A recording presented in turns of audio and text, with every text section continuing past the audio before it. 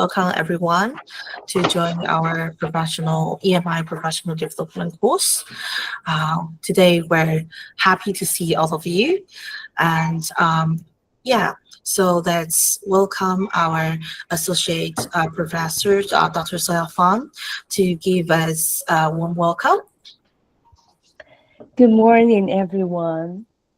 I'm absolutely delighted to see so many familiar faces and to welcome new friends to our EMI series workshops, co-organized by NT and Youth Resource Center for English as a Media of Instruction and our wonderful partners at AIT. We couldn't be happier to be collaborating with AIT once again for this EMI special course series. The first series, led by the amazing Professor Joseph Siegel, received such exceptional feedback that we were eager to continue this journey together. Our partnership with AIT holds a special place in our hearts, and we truly cherish the robust friendship we've built over the years. A heartfelt thank you to Jenny King for her unwavering support and assistance. Her dedication and kindness are deeply appreciated. Many of us often wonder, how can we create a vibrant classroom environment where every student, either Taiwanese or international alike, feels inspired to speak up and dive into meaningful discussion? That is why we're especially excited to welcome Dr. Eniko Csomay today. Dr. Csomay is a distinguished scholar in applied linguistics, focusing on English as a medium of instruction.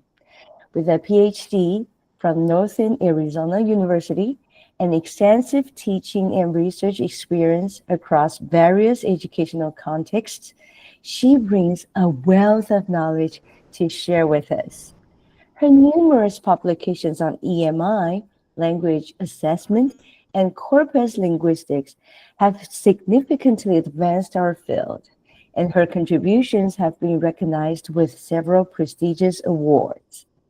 Currently a professor at San Diego State University, she continues to push her boundaries in EMI research and practice. We're incredibly fortunate that she dedicates her expertise to Taiwan's higher education as an EMI trainer and consultant. Her extensive experience and insightful perspectives are sure to inspire us all to elevate our educational practices. Thank you all for being here and for your enthusiastic participation.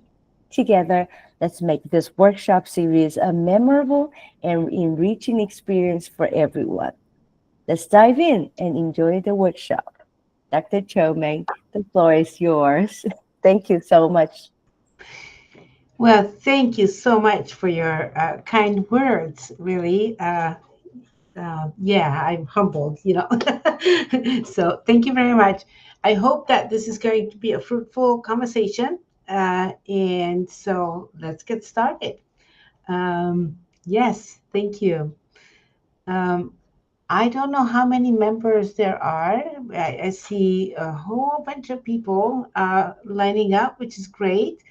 I think that, let's see, I have something to share here. And let me share my slides. We're going to start with a warmer, which is to get into groups and talk about, what your expectations are and also where you're coming from for this particular workshop. And then we're going to do more activities today. There's going to be some presentations, but also some discussions amongst us. So let's see whether I can share my slides. Can you see my slide? Yes, very clearly. Okay, hang on. Recording. I don't want to record that right now. Start slideshow. Okay, so this seems to be the how-to series for us. And how to, meaning how to do English medium instruction. And so the first thing, as I said, was a warmer. So I'm going to ask you to go into your groups, however you are assigned to your groups. And I think Abby will help me with that. And nominate a secretary within your group who will be reporting back to the larger group. Okay. So that's number one, step one. Step two, um, introduce yourself within the group by saying your name and your school and your subject area. Okay. And then think about the acronym EMI and make a list of 3 words individually that you think best describes it. So just think about EMI and say, what comes to your mind when you hear the word or the acronym EMI? Just make a list of 3 things, okay? And after that, I would like you to go back to your group or just go to your group and come up with 5 words as a group to that best describes the group's reaction to the acronym. Okay, so you have your own 3 words first, but then you have to kind of like come up with 5 total words as a group that describes EMI. And then we're going to present those ideas as a whole group. So is that clear? Hopefully. Yes? Okay. So number one, go to your group, introduce yourself. Number two, come up with 3 kind of reactions that you have to EMI, and then negotiate so that the group comes up with 5 final um, final wording as to what you think EMI would be about or how it best describes it. So go ahead, do it. I'm gonna kind of lurk around, hopefully, and see what you're up to. So I think Abby has the groups signed up. Do you?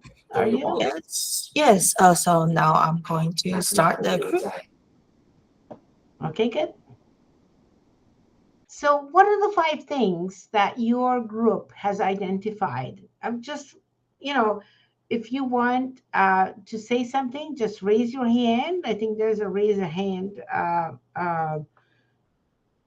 call right there. So if you could go ahead and do it. Yeah, go ahead. Professor Lin, yes. Yes. So, hello everybody. My name is Yuchen Lin. So we are in Group C. So the 5 words we come up is the first one is fear. And should I explain why? Yes, please. Okay, yeah, fear. So the reason is that we are also new to EMI, so we are afraid that students won't understand us, and we are afraid that we cannot deliver the information very clearly. So we fear. Okay. And our second word is English. So because this EMI, so we want to teach English. So if we are not familiar with English, of course we will fear. So we hope we can deliver information with English clearly. And the third word is the professional skills. Yeah. So because we are teaching in the universities, so the knowledge we are delivering is the professional skills. So professional skills is the third word we choose. And the fourth word is the learning, because the goal is to help students to learn. So we teach and students to learn. So the learning is the fourth word. The last word, which means the fifth word, is the motivation. So many times when we teach in English, the students don't have the motivation to listen to you. However, if we explain the idea in Chinese, then the student come back and listen to you, focus. So the fifth word, we want to know how to bring up the motivation of the students in English. So that's it. Thank you very much. Awesome. Thank you so much. Yeah, this is really great. How about another group? Can somebody come in from another group that you discussed and what your 5 words are? Real quick. Yeah? Who is the secretary for your group? I'm asking for another group to report back to us, please.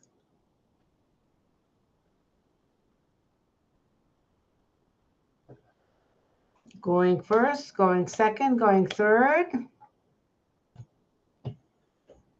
Is there another group that could report back to us, please?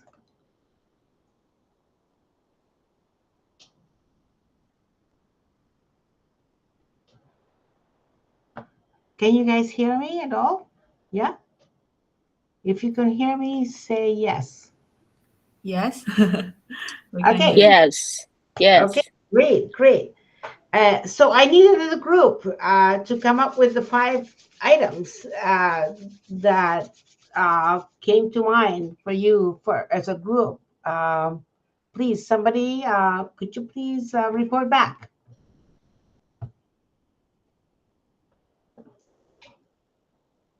Yes. Hello, my name is Shiping Lin. Thank I'm you. from NTNU Education. Uh-huh. I'm in Group B, and we talked about the 5 words. Our first one is English, of course, and EMI stands for English as Medium for Instruction. So English is one of the key words. But we also talk about globalization and internationalization, because it's associated with globalization, the purpose of teaching in English or learning in English. And as teachers and students from EMI class, we think about challenges and opportunities that this way of teaching may bring to both the teacher and also the student. Thank you. Awesome. Thank you. Thank you so much. This is really great. Just like the previous group, this is really great. This is exactly what we want to hear.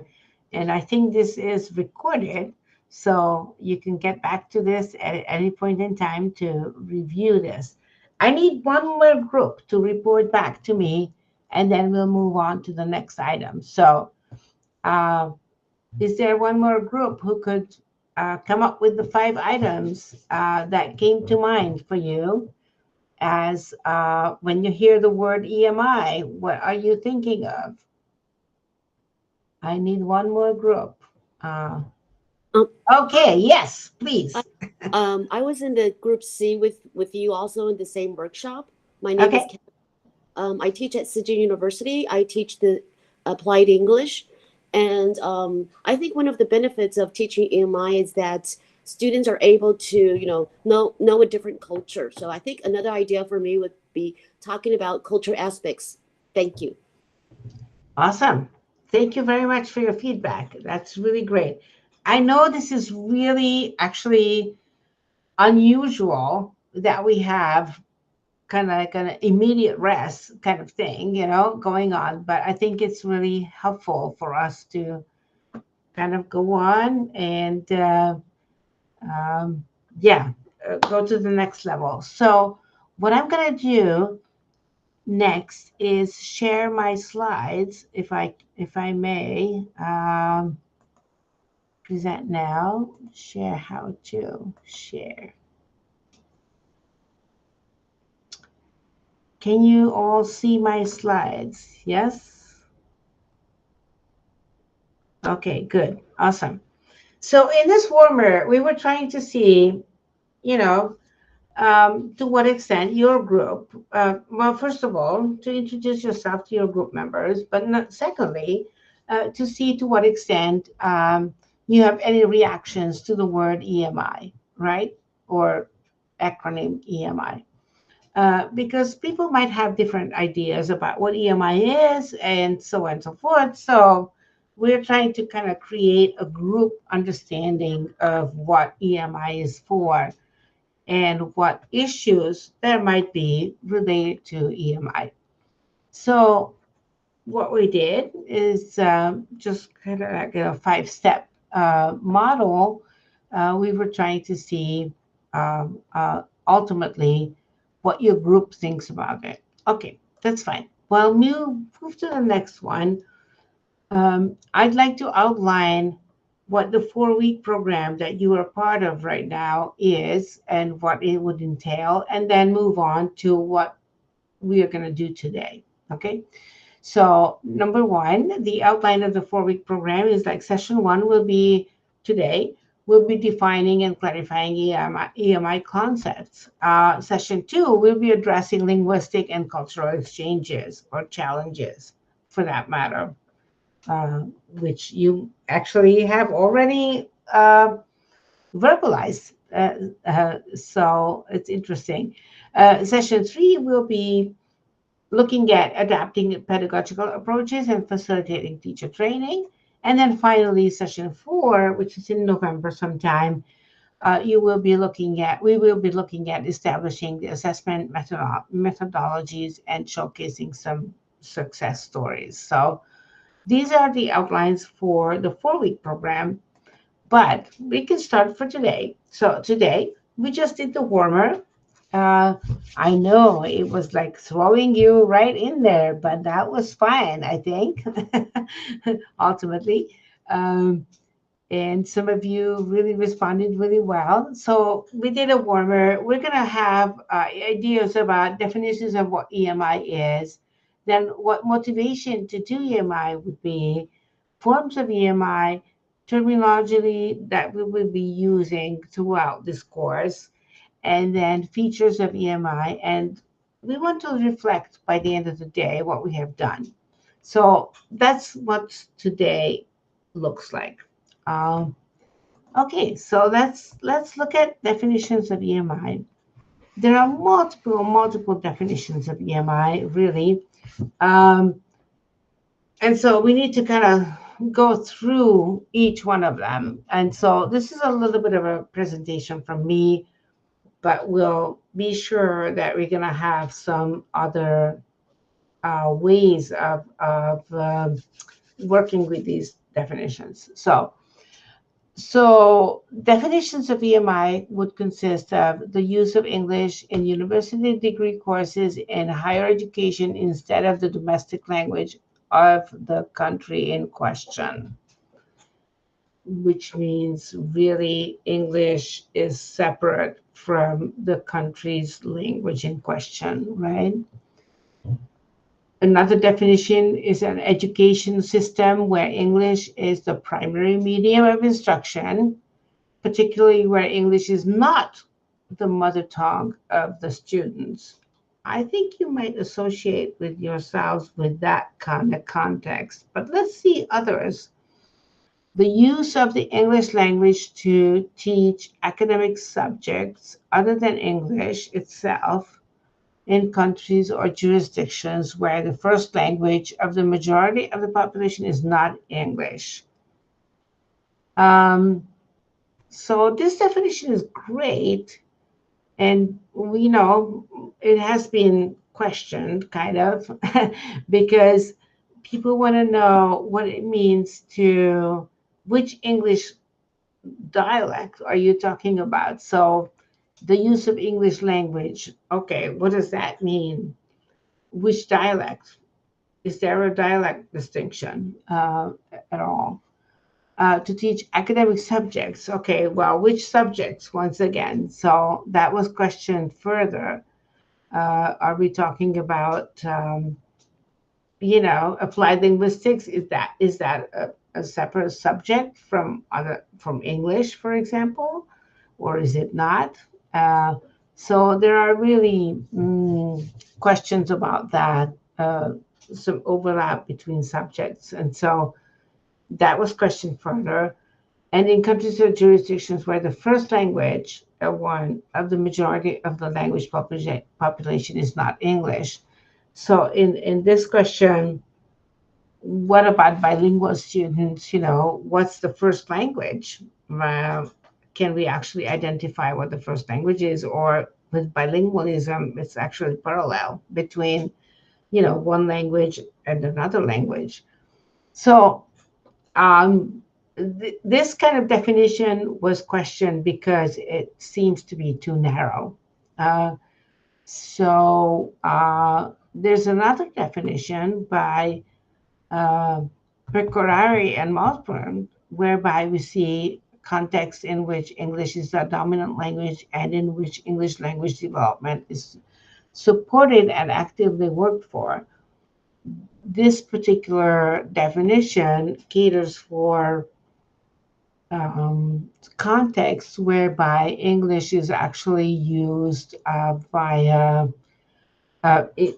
a context where English is the first and second language, so to speak. Like in the States, in the United States, there might be some people who are taking classes in English, but they are not necessarily native speakers in the sense that they are bilinguals.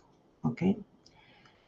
So that's another definition. I think the definition that we want to go by in this course is by Richard and Pun in their wonderful book, by the way. I don't know whether you can see this, but the book is called Teaching and Learning English and Learning in English Medium Instruction. It's a Routledge book, really great.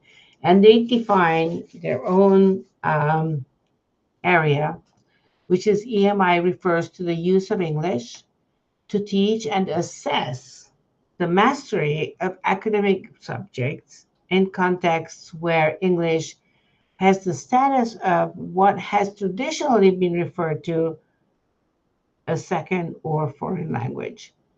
We'll get back to this and we'll clarify some of these terms later, but I think this is the definition that we go by when we are talking about EMI. Any questions at this point for the definitions? If you have any questions, please raise your hand.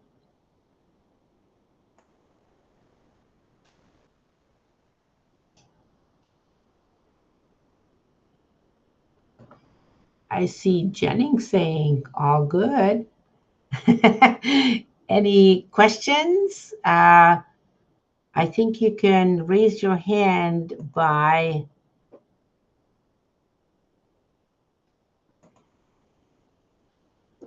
this feature, if I'm correct.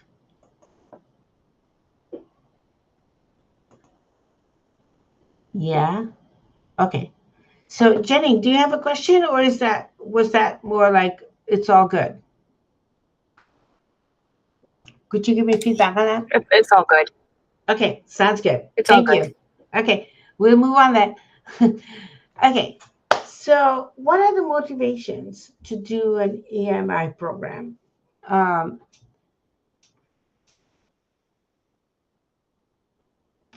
Let's kind of think about that. Oh, wait a minute. I just kind of jumped into, yeah.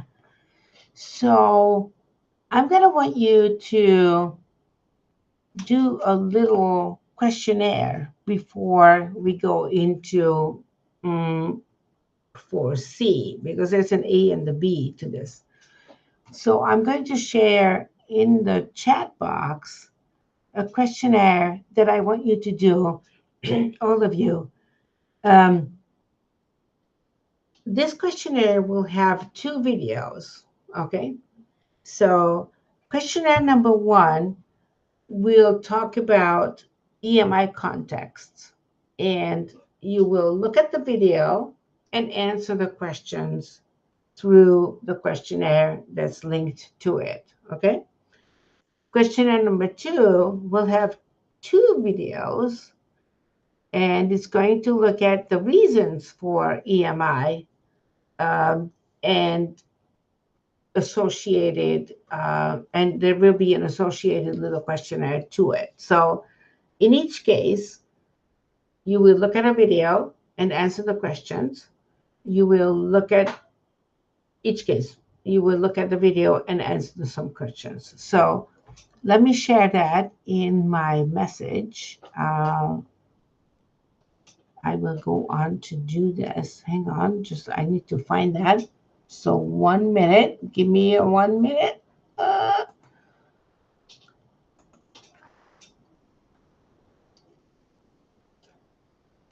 Well, that is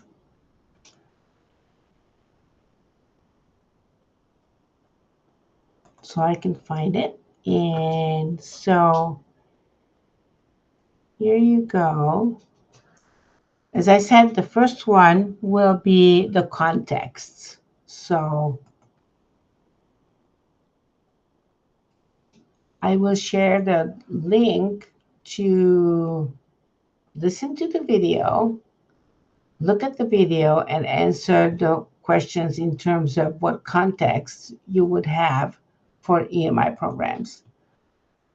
Let me just do that in a minute. Context video response. So that will be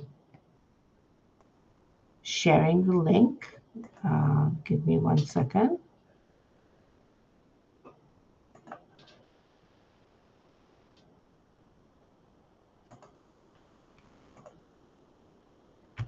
Right there.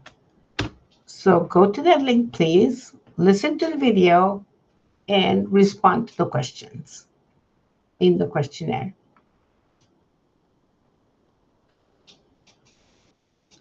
Once you're done, you're going to have another video to look at, and you will be sharing your responses based on that.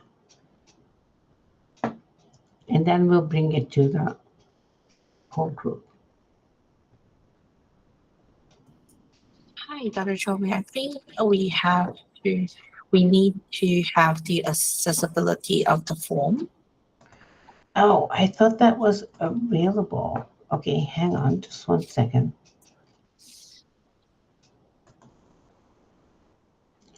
Give me 1 second, okay?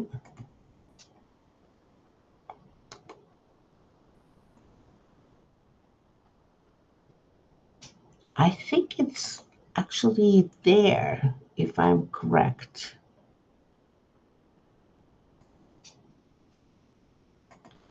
Just to make sure. Yeah, it should be available. And if it's not, let me know. I think we need the accessibility to fill in a form. So, or maybe if you update the setting, maybe you need to send us the updated link. Okay, well, I think according to my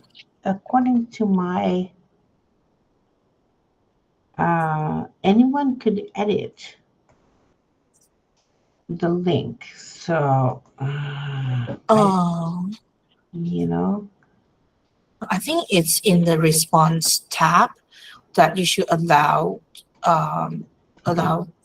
people to fill in the form. it says anyone with the link could do that. So at my end, it seems that it should be okay.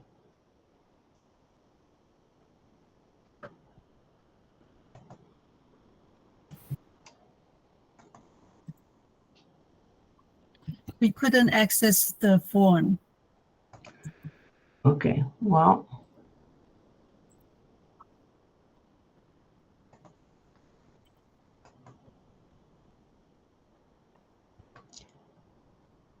on my end, it seems to be that it's all in shape. So I don't know why. When you open the form, when you Mhm. open the form, on the top, there's question, response, and settings. Can you see that? I can just see that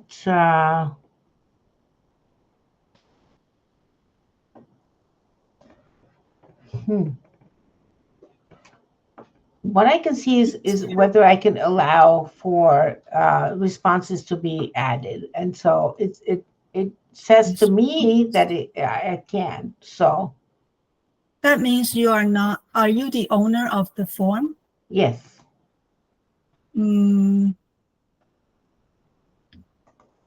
Okay. Well, how about we do this? I can just show the video, okay? And without the form, we can just discuss it without the form itself, and we could just kind of like look at the video and ask. I can ask the questions, okay? I'm not sure why it's not showing right now, because my settings will tell me that anybody with the link could be doing that.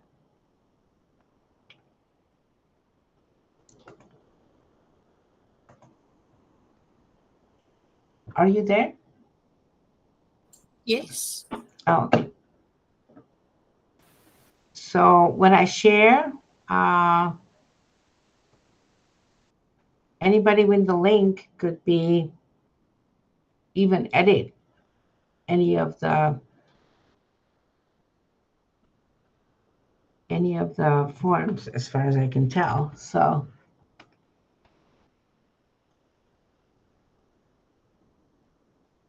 that's one.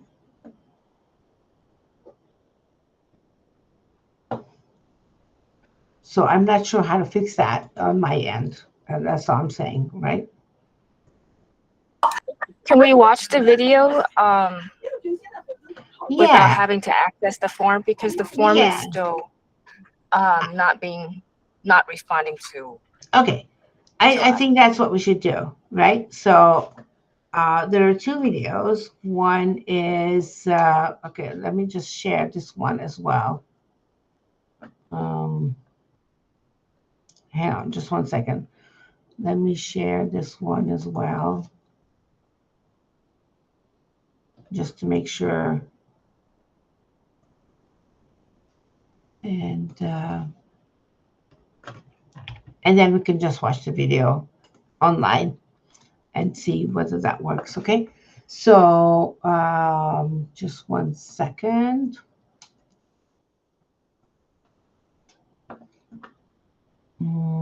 Okay, let's watch this one. Can you see the shared thing or no? Okay, hang on one sec.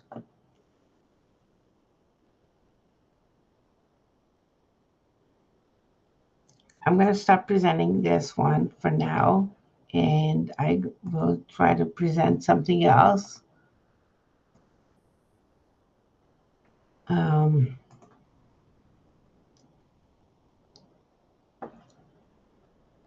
Okay, so this is what the contexts look like, and the video within it is hoping to get this going.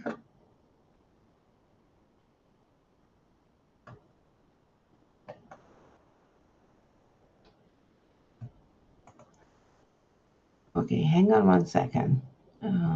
This doesn't seem to be working the way I liked it.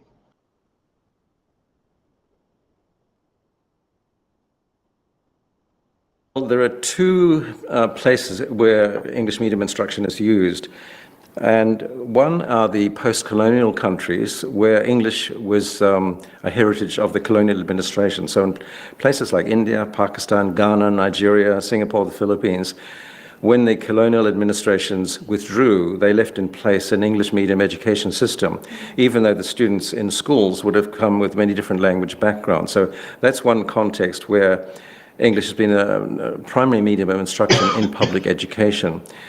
But more recently, in other parts of the world, English is increasingly used at the graduate level or even at the undergraduate level in countries where it would normally have been a foreign language, just taught as a school subject. So you find today in the Nordic countries, the Scandinavia, for example, Holland, but also in Asia, in China, Japan, and so on, universities that are teaching their graduate courses in English, which create, well, there are two places.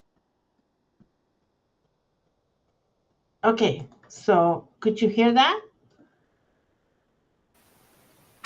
Yes. Yes. Okay, great. Yes. Okay, so my question really is, or was, what are the two areas that, or two contexts that EMI has been used? And I think it would be great if somebody could answer those questions.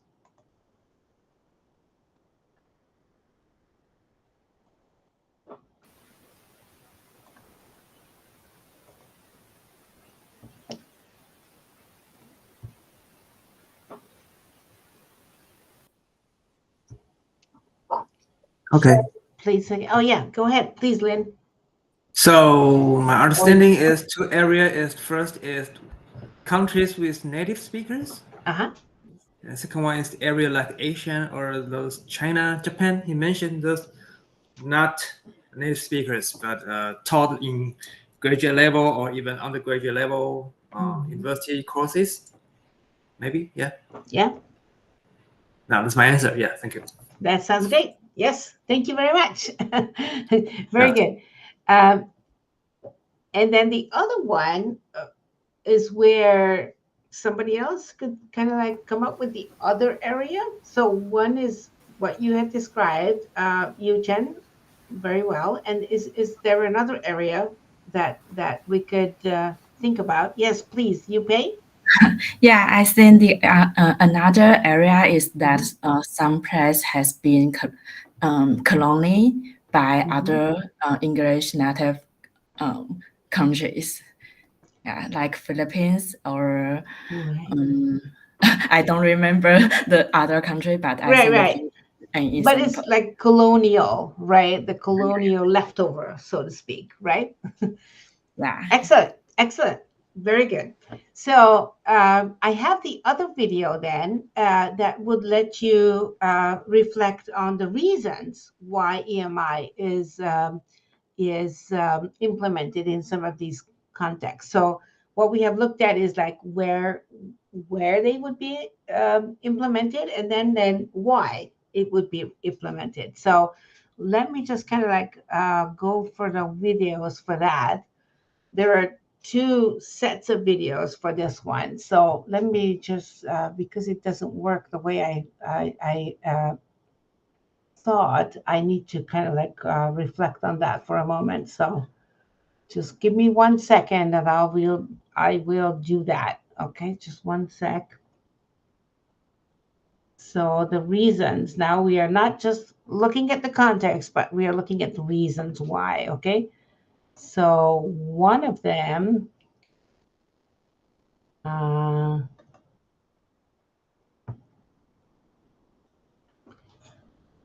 is here. Okay, hang on just 1 sec.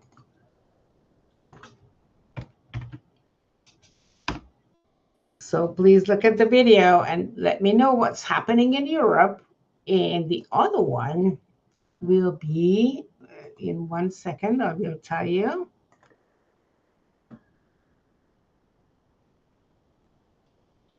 So why is EMI being more widely used around the world? Lots of reasons, but I think in each country the reason may be different as well. Certainly in the Scandinavian countries, there was a policy decision by the governments there to try to provide a means for university teachers and students to move around within the European community to transfer credits from one university to another. And they could only do that if their degrees were comparable and taught in English. So that was one justification for the introduction of English medium instruction in Europe. So why is EMI being more widely used around the world? Okay, so we have heard about that. And the next one, I just put in the chat again, and let's listen to that one.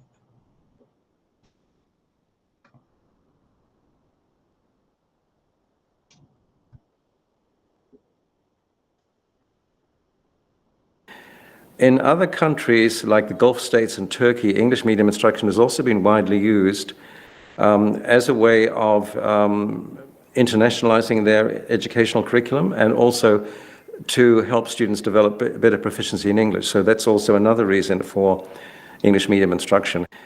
In other countries, like the Gulf. Okay, great. So my question to you is what's the difference between European countries maybe and other countries in terms of the reason for or the motivation to use EMI? If somebody could summarize that for us, that would be great.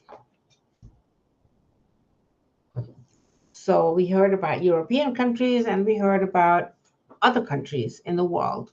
Can somebody summarize what we have heard just now?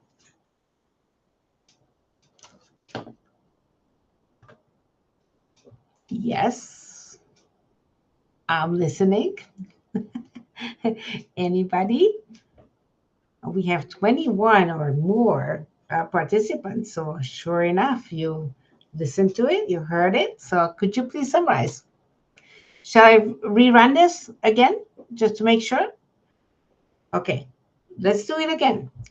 So I'm going to run this again. I don't know whether it's shared, but hopefully it is.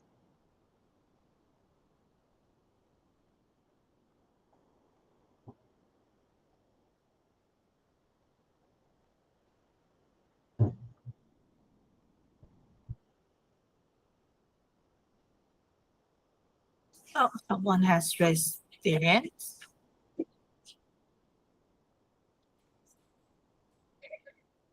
So Dr. Csomay, would you like me to play the video again or listen to It would be share? great, yes, for each one, even though Yu Chen already had her hand up. But yeah, why don't you repeat each of the two areas? That would be great.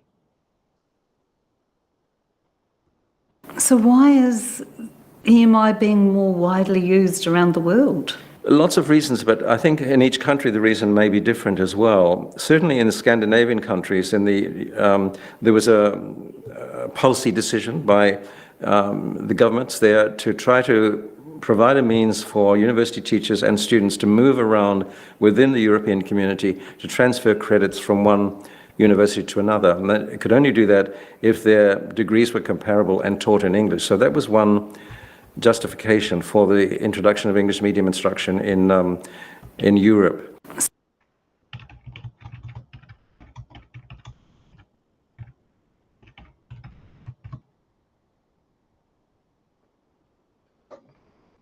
Okay, that was one. And the other one, could you share the other one too? In other countries like the Gulf states and Turkey, English medium instruction has also been widely used as a way of internationalizing their educational curriculum and also to help students develop better proficiency in English. So that's also another reason for English medium instruction. In other countries, Awesome. Thank you very much. I think some people already had some summaries. So why did you come around? What happens in Europe and what happens in other countries, please? If you could summarize that for us, that would be great. I think you had their, okay.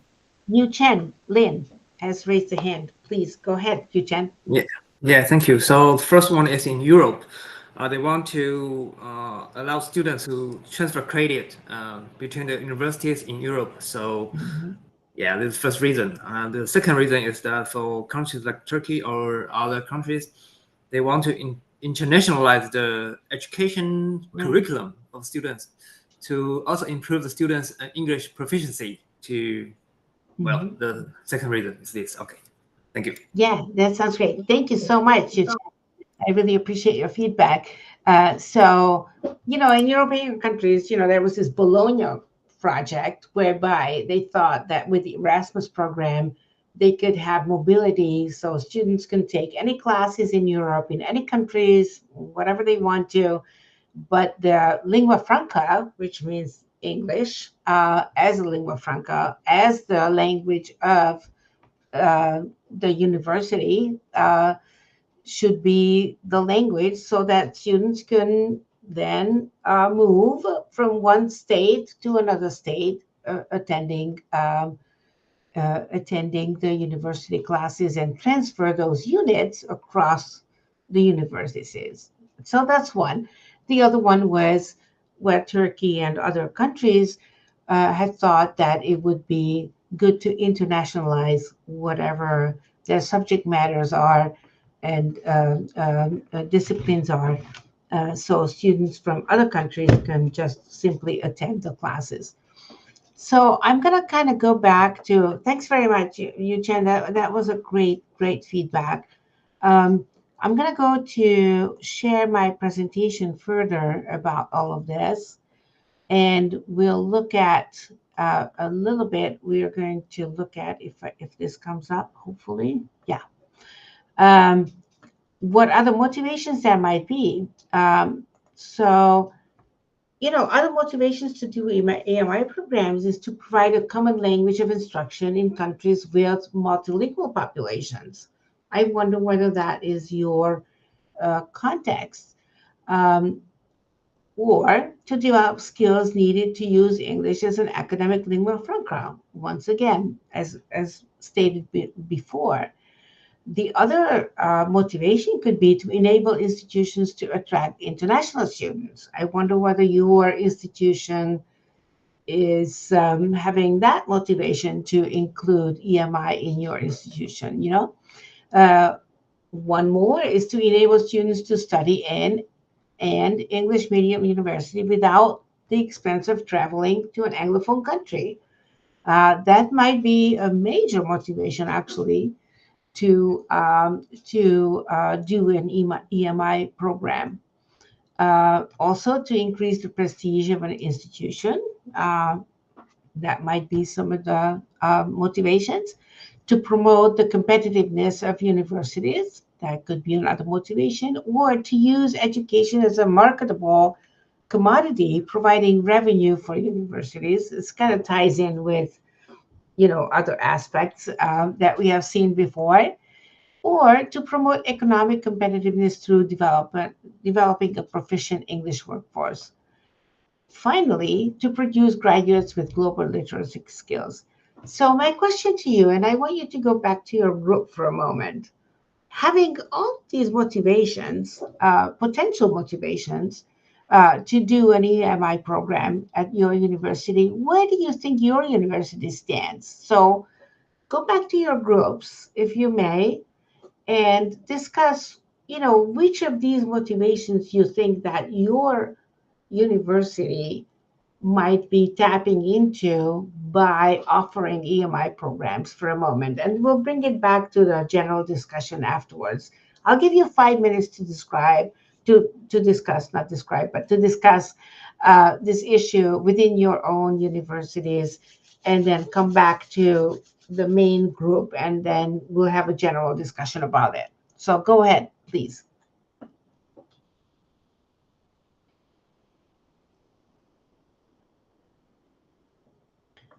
So, Abby, if we can get the groups back, okay. Yeah, I want to join a breakout room, whichever it is, right? But okay, so could we have a reaction to what your institution has as a main goal to implement the EMI, please? Could you come back to us and let us know? I need a couple of people reporting back from the groups as to what their thinking was, please. Yeah, go ahead. I can't read your name, unfortunately, because it's not in Latin characters, but let's go ahead, talk. Okay, my name is Agnes, and I'm from Group A. And from my school, the purpose for include the EMI is I think like it's because the Ministry of Education requires school to do that. However, it also have some really excellent benefit. For example, if students want to study abroad or work abroad, that the credit could consistent, and they could also use it abroad. And one of our team member also described that the birth rate decreased in Taiwan a lot. Therefore, if we could use EMI, and maybe a lot of people that use English or from other country could come here, also could attend to Taiwan's college to study. Thank you. Awesome. Thank you very much. Yeah, that's really really good feedback. Do we have another group to get feedback? The last group, please. One more group, if you could get a feedback. Please, one more group, get us feedback on what the question was. Do we have that? please speak up. I don't see anybody, even though I joined one group and that was a good discussion. So could you please come to our all group discussion? Anyone? Going first, going second, going third. Yes, thank you so much. Go ahead. Hi, my name is Kelly. I was a member of Group C. And again, I like to talk about how in our university, the main purpose of using EMI programs is to help students for their career in the future. And also other professors in our group talked about this was also one of the government's policy. And so this is what we talked about in Group C. Thank you. Thank you so much. That's really great feedback. Very, very, very good. I just wanted to kind of like lay the land a little bit just to see what the purpose is, what's the motivation, to do this. So let's move on to the next item in our in our discussion here. And so let's talk about the forms of EMI, because there are multiple forms. And so this is going to be a little bit of a presentation from me. It's not going to be a dialogic item, but let's just talk about what the forms are for EMI. So there's a single medium. So that's one of the forms where all the major subjects except foreign languages taught in English, right? So, that's very easy to think about. All the subjects are taught in English except for English per se. There's a dual medium, partial EMI, where some subjects are taught in English and others in another language. Okay, that's another form of EMI. There's a parallel form whereby some subjects taught both in English and another language. I wonder whether that's the case in your area or in your context. There are multiple other forms.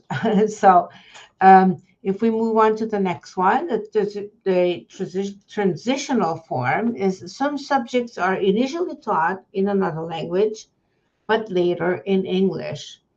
I wonder whether that's the case for you, or whether you're diving right into one of the other forms that we have just described above. The other form would be a collaborative form whereby the content teacher and the English teacher collaborate in developing and teaching content classes. So that would really look like maybe, you have your content teacher teaching in English, but there's a parallel course, which is an English class, whereby the students are actually getting some of the materials through the English class that would be relevant to the content class. It's a popular one, but it really needs resources. Okay, there's another form of EMI whereby it's interdisciplinary. Teachers of different disciplines share their teaching. And that might well be the case for your institution. There's a sheltered program that's called the sheltered program, whereby the content teacher teaches a content course specially designed for second language students. Okay, so in this class, the same content would be communicated, but there would be a very strong emphasis on the content that is designed for second language learners. So there would be much more activities that are related to language as well, not just the content. And the adjunct model, whereby the content and language course are linked. So there's a content course separate from a language course, but they are linked with one another.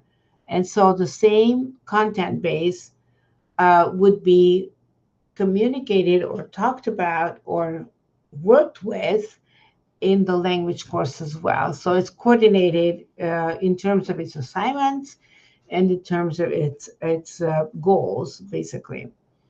So I think the last one would be a bridging, whereby there's a preparatory or bridging course that will help students get ready and transition to an EMI course.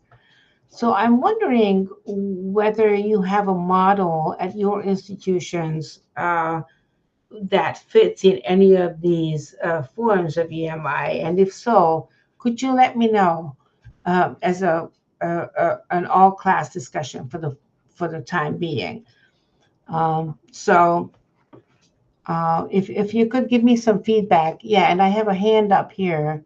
I don't know whether it's an old hand or a new hand, so to speak, but if it's a new, oh, it's an old hand, it seems to me. Okay, so if you could see what forms of EMI your institutions has, it would be great for me to know a little bit more about that. So could anyone let us know which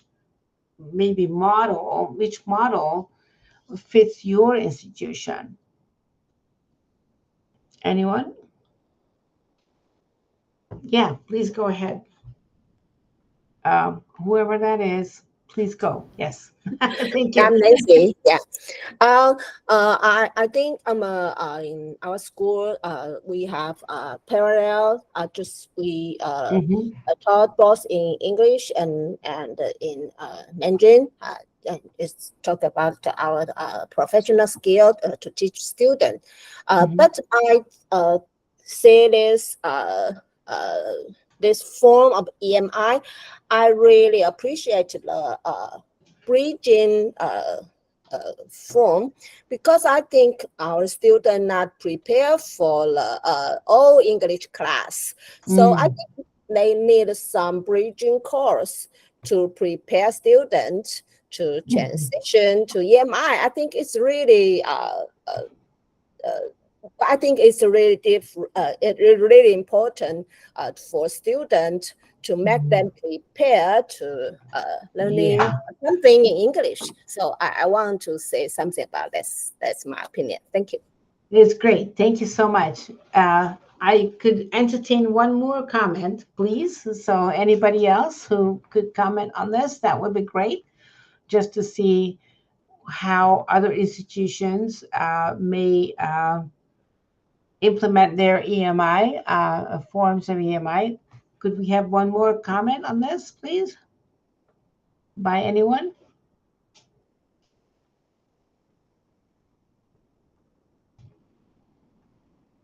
I'm going to wait for one more second.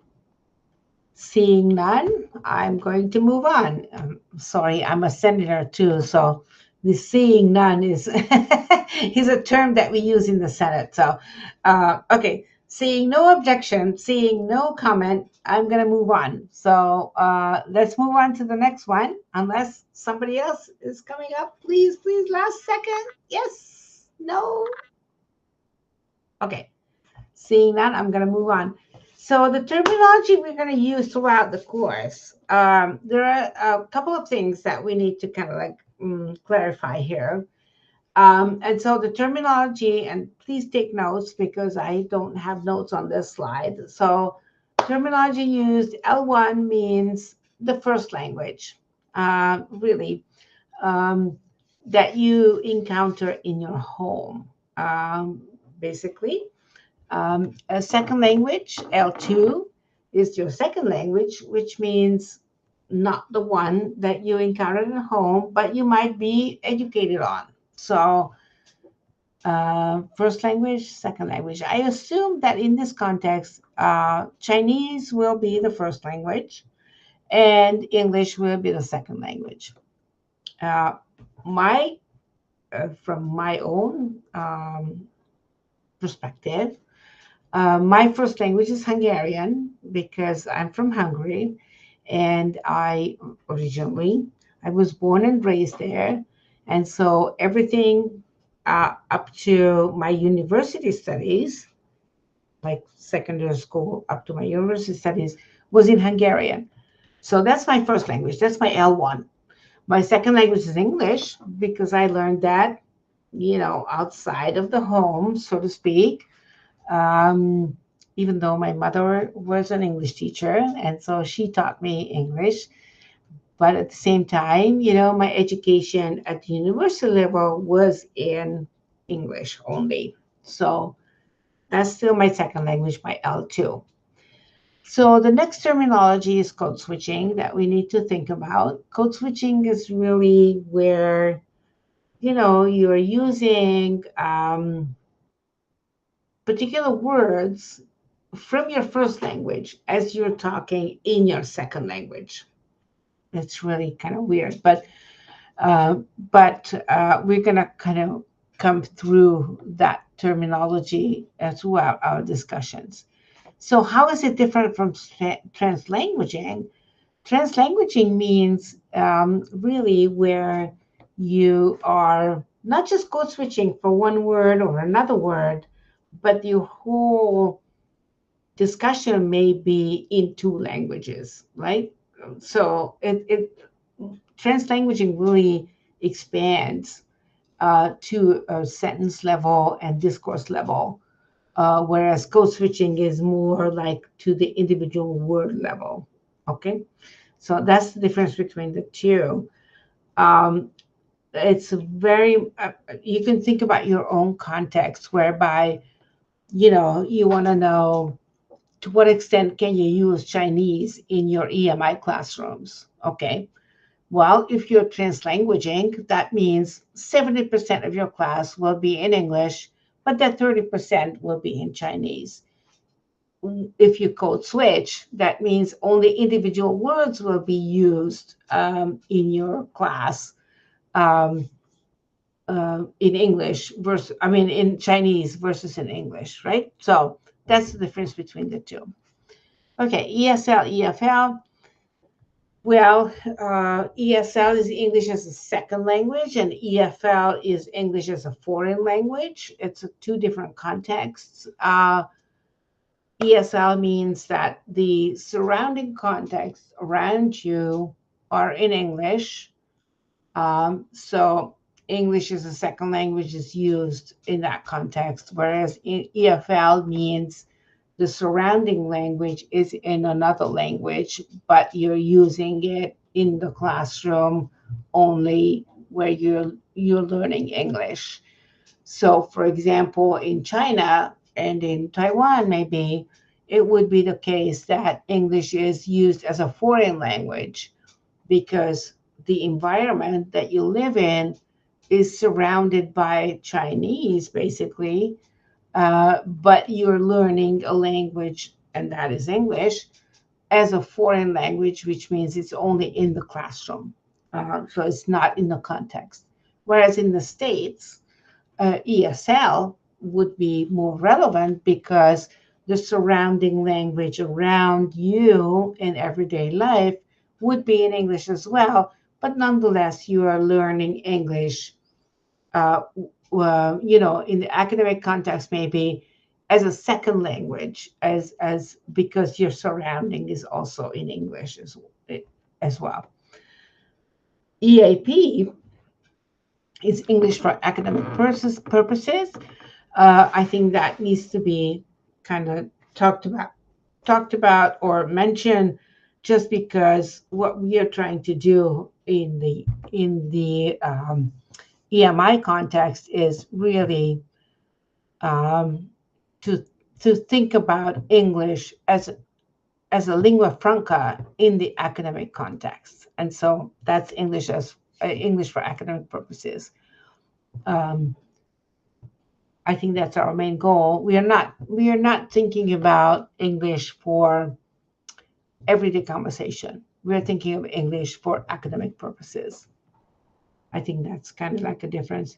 CBI and content and language integrated in learning instruction is similar because it really just looks at using content as the basic and core principle to use in English. So the content and language integrated learning is pretty much what we are talking about when we are talking about EMI as well. So English medium instruction, meaning we are communicating the content through English as the medium of instruction. And that's very much similar to content-based instruction or content and language integrated learning. However, there might be a difference between English medium instruction and English medium education. And I asked you to respond to that in the questionnaire that I sent out earlier. And some of you thought it was the same. And it is pretty much the same, except for one thing. People, scholars, are thinking about English medium instruction as a one-way street, that it's instruction, rather than maybe involving the students more in activities and so on. So the word instruction seems to be more towards like a one-way street to education rather than English medium education, which could encompass more than just instruction per se as a one-way street, but it encompasses maybe dialogues and negotiations with the students as well. So in a way, English medium instruction is still relevant for us. The EMI is still relevant, but I just want you to be aware that there might be some other terms which kind of reference similar things, but with a touch of difference, which would be English medium education. Okay. Any questions so far? Anybody? Any questions?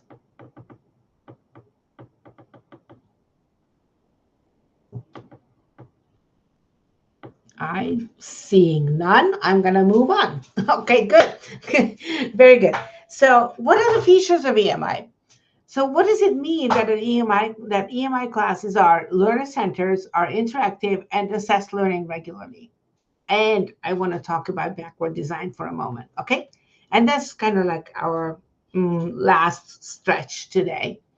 So let's move on to what does it mean that EMI classes are learner-centered? Well, I just kind of put together a little table to what extent what is student-centered methodology is versus teacher-centered methodology is. And I think it's kind of like nice to see these contrasts. So for example, in a student-centered classroom, the teacher acts as a resource person, gives constructive and effective feedback.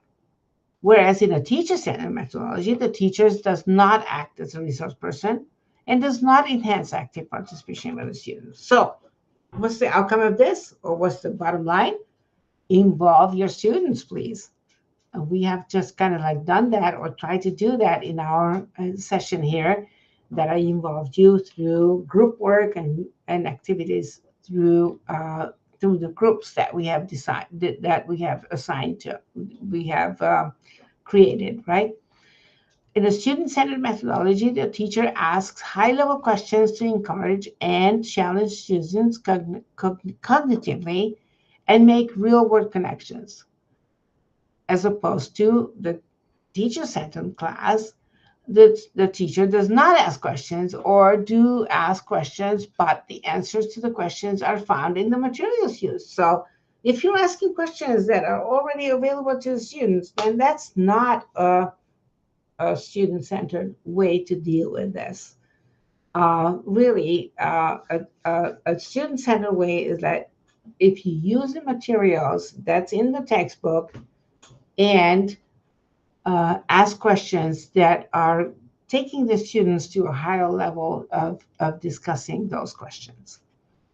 Okay, we are at number 3 here, whereby if student-centered methodology, the teacher provides activities which make students generate examples, review materials, solve problems, lead discussions, or critically analyze information. Whereas in a teacher-centered classroom, it's predominantly the teacher who is conveying information. The students only watch or listen while the teacher presents or explains. In other words, it's more and more, it looks like to me, that the more you involve the students in the learning process, the better it is, okay? And the more you're a learner-centered classroom, which is one of the hallmarks for EMI classrooms, actually.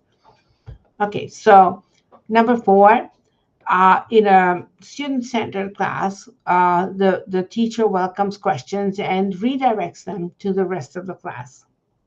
We have been trying to do that so far, right? So hopefully it's a learner-centered class that we are demonstrating here. But in a teacher-centered class, the teacher does not attend students' questions, or most questions are answered by the teacher. So I'm sure you have contexts whereby this is the case. You know, it's like even though the student has a question, the teacher answers it, rather than assigning it to other students who would say, who could be answering those questions as well. So in other words, in a learner-centered class, you would always want to have the students be engaged in the classroom discussions, however you want to organize that. Finally, you know, in a student-centered methodology, the teacher promotes students' talk related to the content among students, while the teacher monitors and helps when needed. We were trying to do that, but it was maybe a little bit too quick, but we'll get to that, I think. But in contrast, we can see that the teacher-centered methodology really assigns the teacher to not promote student talk related to the content, and the teacher does most of the talking. Okay, so what does it mean to be interactive? Well, you know, in EMI classrooms, each class has at least one pair work or group work activity during the class session. That makes it more interactive than just the teacher, you know, talking about the subject matter. Interaction with the whole class and in between students is built into the lesson plan. So you're going to see my lesson plan. I'm going to kind of get to that in a minute.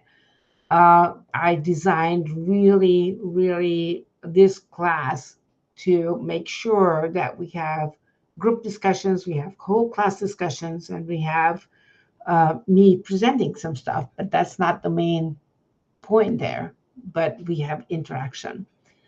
So, and there's a set outcome for each interaction. So in the first, if you remember the first class that we had today, or the first activity that we had today, you had to report back to the whole group. And that's the outcome of the interaction that you had in your small groups. So it is interactive enough. Okay. You assess learning regularly. So the teacher assesses learning by implementing short quizzes throughout the sessions and assigning regular homework assignments. So you will have a homework assignment for at the end of this class as well.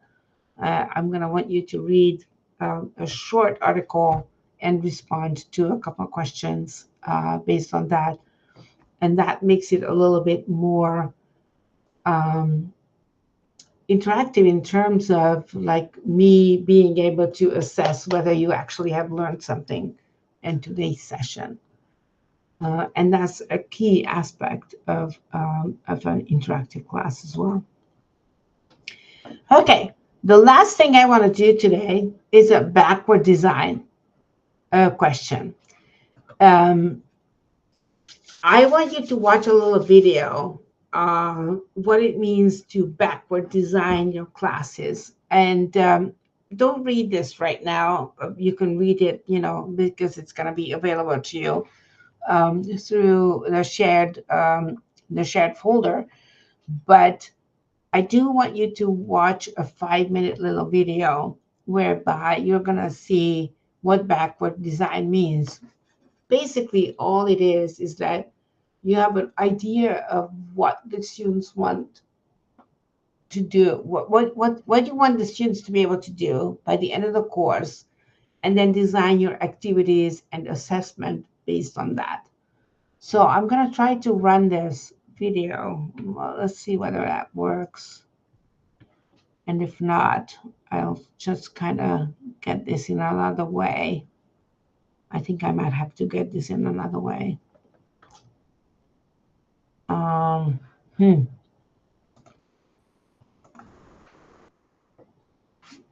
Yeah, because that doesn't seem to work. Okay, let me try to do this again. Okay, backward design. I have to look for it for a minute, okay?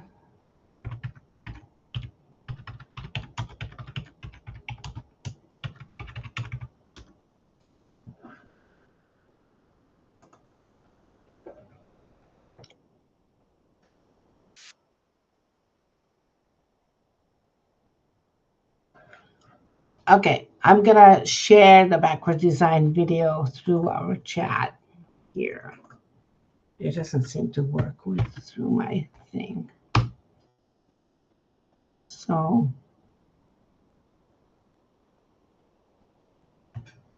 if you could, it's a 5-minute video. So if you could just like watch the 5-minute video for a moment and see whether you have any questions about backward design, that would be great. Okay. I just put the link in the in the chat. And hopefully, Do you mind if I present for everyone? What's that? I mean, do you mind if I present the video for everyone? Yeah, please do. Yeah. That would be great. Design is a useful framework to build a college course. Yes. This framework contains 3 parts: objectives, assessments, and learning activities. These 3 elements work together to help create a course that can have a legacy long after the end of the semester. But what makes it backward? Where you start is what makes it backward. The common approach when designing a college course is to start with the stuff. You grab a textbook, and if you're lucky, it's broken into 16 chapters, and you can just cover a chapter a week for the semester and call it done. Ta-da! Instant course. That's a very common approach, but I would argue it's problematic for 2 reasons. Reason number 1, you're the expert in your context, not the textbook publisher. You know your discipline, your department, your university, and your learners better than the publishers. It's not that I think that they're just trying to exploit the tension of an academic's limited available time to sell you their products. No, or maybe I do. The instructor, not the textbook publisher, is in the best position to see the ultimate value of the course and to create something meaningful with their learners. And reason number 2, when you start with content, you're looking at the things of the course, not the destination. It's like preparing to go on vacation by first packing your suitcase. I've got sunscreen and a book to read and a sweater in case it's cold and some extra socks. I mean, I don't know where I'm going yet, but my suitcase is packed. That's what makes backward design backward. You don't start with the suitcase, you start with the destination. The first step in backward design is creating objectives. It's imagining a time when the course is over and then asking, what is it I hope that students will have learned that will still be there and have value 2 years after the course is over? Your learners are long gone. What do you want them to still know and be able to do from your course? This is your vision for the course, where you dream beyond the 16 weeks of the semester. I've been asking faculty that question for a decade, and I have never heard the response, I want my learners to have read chapter 4 in their textbook. Think bigger than your content. And how you answer that question forms the basis of the learning goals, or the objectives. Objectives are simple statements that define your vision for the course from the perspective of your learners. My learners will be able to identify the forces involved in fluids at rest. Describe public health as a system. Identify the steps to developing a youth leadership development program plan. When you have your objectives, you move on to the second step, which is creating assessments. Begin by asking yourself, what would the learners have to do to convince me that they had achieved those objectives? The process of working out the answer to that question clarifies the real meaning of the learning objectives as you create the assessments. And the more honest your objectives are, the more authentic your assessments can be. Meaning, the projects you ask them to engage in actually look like the work of the discipline outside the classroom. So if your objective for your learners is identify the steps to developing a youth leadership development program plan, you can have your learners meet that objective in an authentic way by creating an actual youth development program that they could implement in their lives outside the class. That's an authentic and meaningful assessment. So you have your objectives and your major assessments. Then you move on to the third step, which is crafting learning activities. Here's where you ask yourself, what would the learners need to do during the course to be able to do well on these assessments? You know where you're going. You know what it would look like for your learners to get there. And now you're planning out how to prepare your learners for that journey. This could be readings from a textbook, video lectures, conducting experiments, guest presenters, or anything that helps your learners master what they need to master. Figuring out the content of the course is the last step in backward design. Now, you need all three elements for this process to work. If you don't have explicit objectives, your assessments and your learning activities, they may be enjoyable, but they will lack an obvious purpose. Without assessments, how will you know if your learning activities prepared your learners to reach and possibly reach beyond your objectives? And without learning activities, well, you miss the opportunity to help your learners practice their skills and are functionally setting them up to fail. These three elements are connected and continually interacting with each other. While I've presented them to be fairly linear, in practice, there are always revisions along the way, especially with objectives. Starting with the textbook is a very common practice when designing a course. But the tension is that you're starting from the stuff as opposed to the vision. It's not that starting with the topics you want to cover is wrong, so to speak, but what if starting with content actually limits what you really want your students to learn? Backward design asks the question, what is it I hope that students will have learned that will still be there and have value 2 years after the course is over, and gives you a framework to build towards that vision, creating a learning experience that has a legacy long after the end of the semester.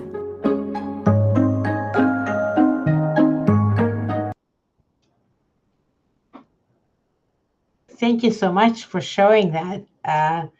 Well, what's the bottom line here? The bottom line is, really, as you are designing your EMI courses, you might want to know what is it that you want to accomplish? How are you going to know that the students are actually accomplishing those goals?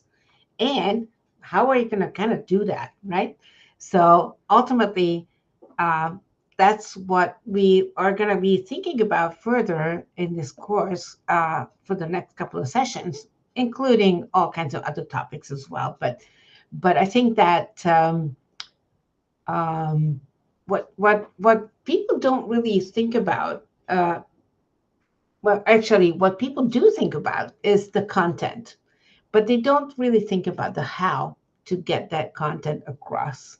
And I think in EMI classes, it's really it's imperative to think about how you're going to do that and why. Because it's not only the content that you need to get across to the students, but you need to help them a little bit with their language proficiency as well.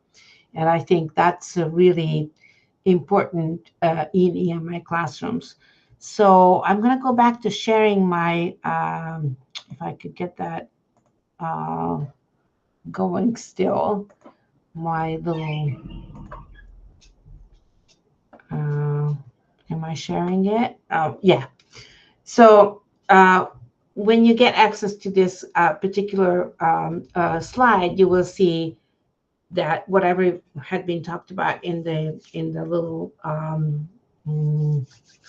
video are the 3 steps that you need to think about when you're kind of designing your own courses.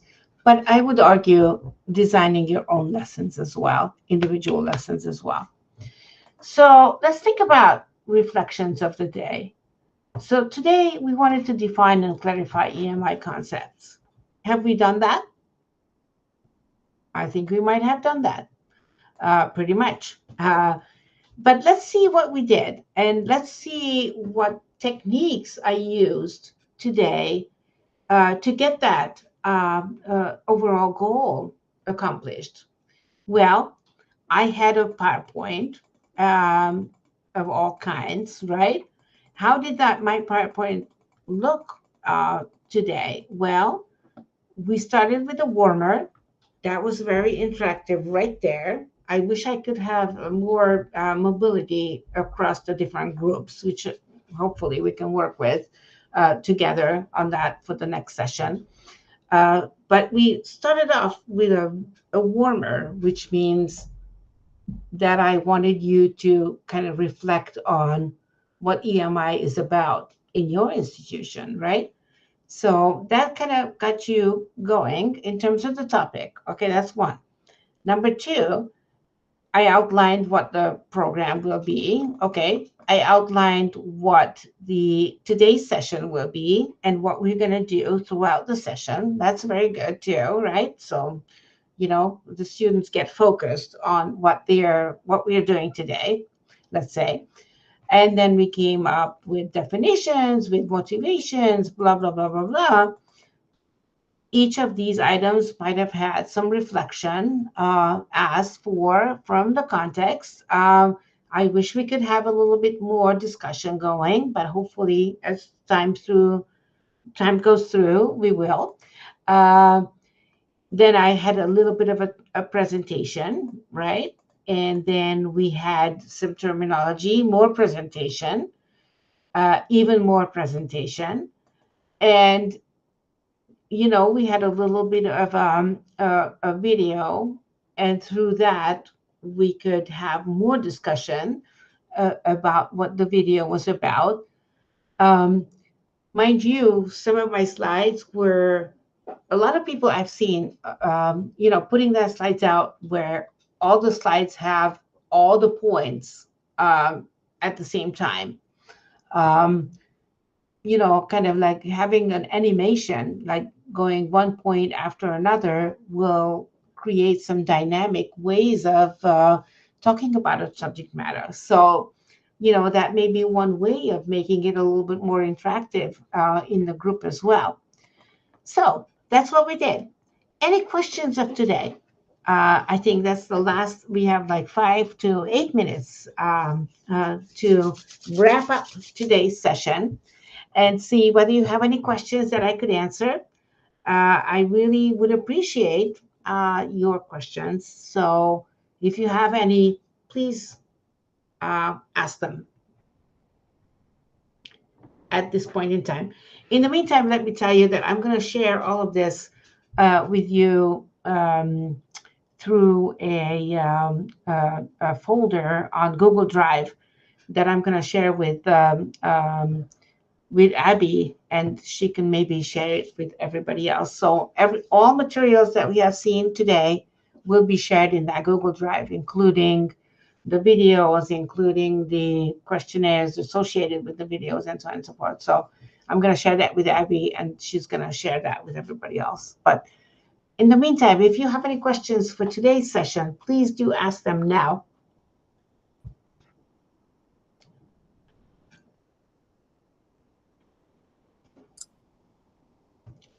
Please, yes, go ahead. I don't know your name once again. I can't read it. I'm so sorry. I feel so bad about that. But I'm so sorry. I can make the English on the screen. Go ahead, please. I have one question, just really for you, because I'm surprised you are not a native English speaker. So I want to know. I want to ask you, just in your opinion, how can you learning English for your second language? How would you have confidence for speaking English and teaching English? Because I think our teacher, we can maybe a little bit understand English and speak English, but we don't have enough confidence for teaching in English. So I want to know your appearance, because your English is very good. I can not even to think about you are not really a native English speaker. So I just want your your experience for learning English and teaching English. So thank you. Well, thank you for that question. You know, my mother was an English teacher, okay? She passed away like 5 years ago, but I started learning English when I was, I think I was 7 or 8 years old. And so we had very strict language lessons at that time. And I was a very passive learner at the beginning. I could not speak at all. I did not want to speak. I could not speak. I did not want to speak. But after, like, I must say, about 10 years of learning English, without talking, my passive knowledge really developed quite well. And then I was in a situation where I had to use English. And so it all came out really fast. And also my BA is in English language and literature. And so I had to read a lot of English as well. And we had to communicate in English quite a bit. I think exposure, the more exposure you have, the more text in English you have, and the more opportunities to use then English is what makes it, a pretty good connection between passive knowledge and active knowledge, right? And so that's why I'm very much in favor of using activities in the classroom with the students, because then they are actively using English. Even though some of the discussions could be in Chinese, maybe, and we'll talk about that next time, to what extent and what percentage should be in English and should be in your first language, right? When you are in an EMI classroom. But I think the more opportunities we can offer to the students to use their English, the better it is, because the more it will help them, in terms of their use. I hope that answered the question somewhat. There's another question by Yu Chen. Yes, actually, my question is, I think for today's teaching. So my question is, currently I'm teaching the engineering mathematics. So it's a math course. And actually, it's my third time I'm going to teach. Okay. Originally, my goal is I want the students to go through the whole textbook, just like the video shown in the backboard design. Because I think the concept or the theory or the principle definition in the textbook is very important for students. So I really want to know how to encourage students to go through the whole textbook. That because I think my understanding or my philosophy is that I'm not important for this course. The students are centered, so I want them to learn how to learn by themselves. So I think, well, my question is how to encourage students to learn by themselves and use the textbook as the medium for them, as a tool. That's a really great question. Actually, it's a really great question. It really ties in with what we're talking about here. I think that you can make that meaningful to the students through the activities or the output that you're asking them to do. Okay, so how are they going to, if the students have to somehow display their knowledge through studying through the textbook, right? What are those activities that you ask the students to do that will facilitate that? You see what I mean? So, so your task as a teacher, if that's what you want to do, right? Your task is to design activities that will ultimately, whether it's a project work or whether it's some kind of presentation or any form that you think will display that they learned from the textbook what they learned, right? And they can apply it. And I think that's a key. Application is a key here. So once again, what are the activities that you want the students to do that would help them learn from the textbook but apply it in real life situations, right? Okay. Does that make sense? Yeah, sure. Yeah. Thank you very much. Yeah. Okay, good. We have time for maybe one more question, and really want to stay on because I see a lot of feedback in the chat box. So I want to read all of those, but I can't multitask very well because either I'm old or whatever, but I can't, I can't do both. So is there any other question? A last question, maybe.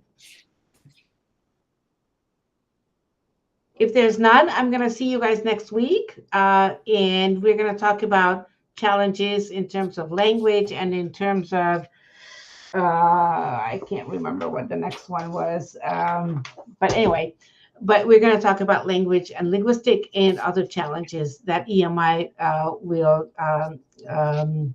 that the EMI concept and the EMI framework would impose on your teaching. So that's our next one. Thank you, Dr. Csomay, for this amazing first section. Thank you, and let's just give applause for Dr. Csomay again. Oh, yeah, and for this you amazing guys. first section.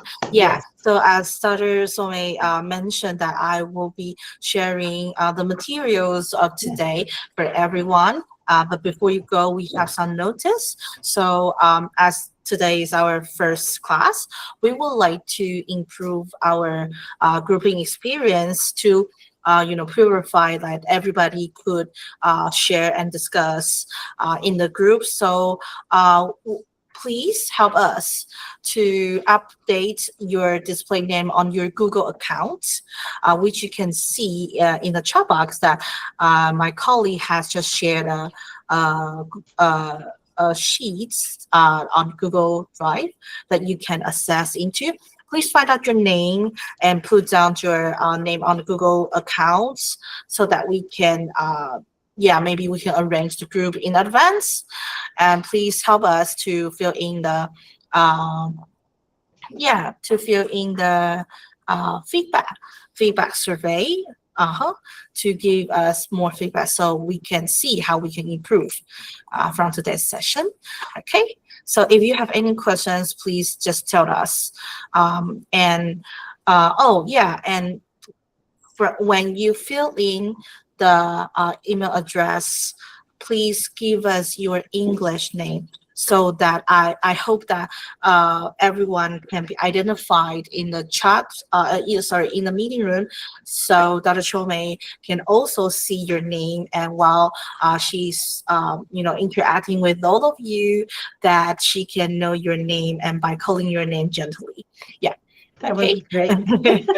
Thank you so much for the participation today, and we hope to see you next time. Yeah.